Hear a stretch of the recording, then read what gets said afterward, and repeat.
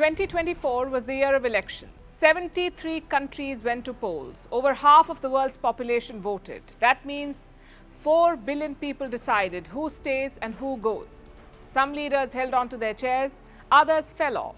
For a few, it felt like a chaotic game of musical chairs. Governments collapsed, regimes toppled, and the result? A whole new set of men and women calling the shots. 2025 brings with it a new class of leaders, the class of 2025. And this is not your average school. This is a school of geopolitics.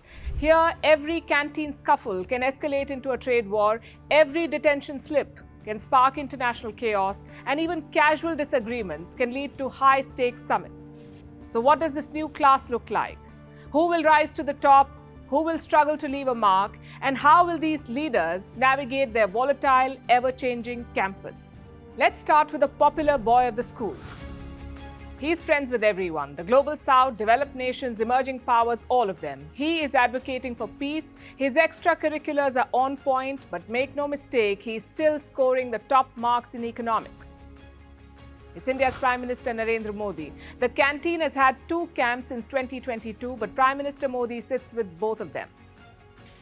Known as the King of Quad, Modi's popularity is unmatched. He won the elections in 2024, the 3rd straight term running. Everyone wants a seat with him, but there's some trouble in his vicinity, on the benches around him. A lot of their occupants have changed, and tensions are simmering. But 2025 is the year to move forward, to strengthen alliances in the class while keeping peace at his table. That will be the goal this year. And while Modi is popular, one of his neighbors is just overconfident. He used to be the next big thing. Now he thinks he's unstoppable. That's Chinese President Xi Jinping. Always wanted to be the captain, always wanted to lead the school. But his problem is, he does not understand boundaries. He keeps crossing them. His pet peeves include cartoon bears. And that means honey in the school cafeteria is a big no. Clapping during his speeches is mandatory. You cannot criticize him. And if you're his friend, beware. Apparently, they don't return after a school year. Now, Xi Jinping does not like being challenged, but there is someone in school who just loves to do it. It's the school bully. US President-elect Donald Trump. He doesn't listen to anyone. He doesn't abide by rules. He treats the school like his personal empire. So Trump is back to his antics. He's taking claim to his classmates' his properties. He's constantly challenging teachers. He even threatened to start his own school. And joining him in all of this is his new BFF, Elon Musk. The duo seem unstoppable right now.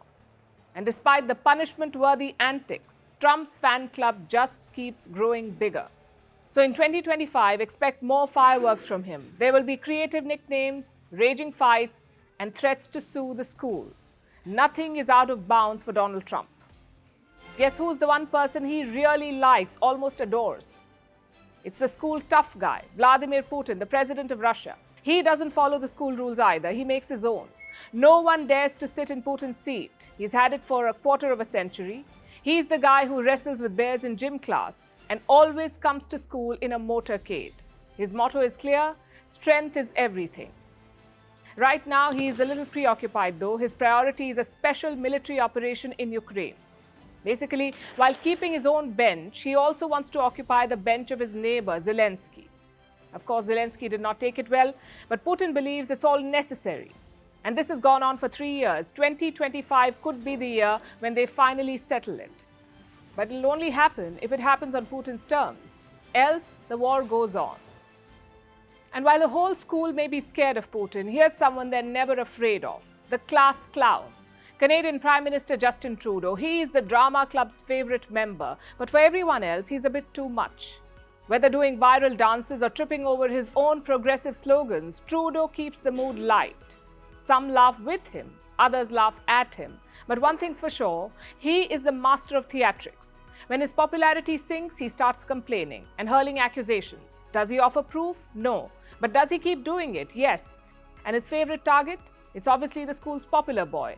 But Trudeau is now hanging by a thread. His charges are not helping his grades, his ratings are slipping, and soon he could drop out of class.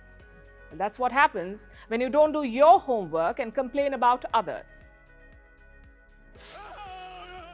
So we've met the popular boy, the bully and the clown, but every school needs an enforcer. Which brings us to the head girl, someone who sticks to the rules. That is Giorgia Meloni, the Italian Prime Minister. She's already broken the glass ceiling. She's the first female Prime Minister of her country and she's a stickler for tradition. Meloni loves the rules. They have to be her rules. Her vision is clear: make Italy great again. And if there's one thing she hates, it's students from other classes. She does not want to let them in. Some detractors whisper about her being too bossy, but the head girl, she doesn't care. She's got a vision board and she plans to stick to it. Plus, some of her neighbors in Europe are struggling, so she may have to lead the whole bunch of them. Which brings us to the rebel, the longest-serving member of the school. Benjamin Netanyahu, the Israeli Prime Minister, more than 17 years in power. Netanyahu had a mixed year in 2024. Some wins, some losses, and a lot of criticism. None of it seems to bother him, though. He may have multiple honor code violations, but he always insists that it's a major conspiracy. Netanyahu breaks every rule in the handbook. His assigned seat in class keeps mysteriously expanding, especially to include neighboring desks. And when asked about it, he says he must do it for security reasons. 2025 could have been his year of reckoning, but his friend Donald Trump is back in the fray, so it could easily be more of the same. Next on our list is the overambitious one, someone who wants to do it all. That's Recep Tayyip Erdogan for you. The Turkish president aims high.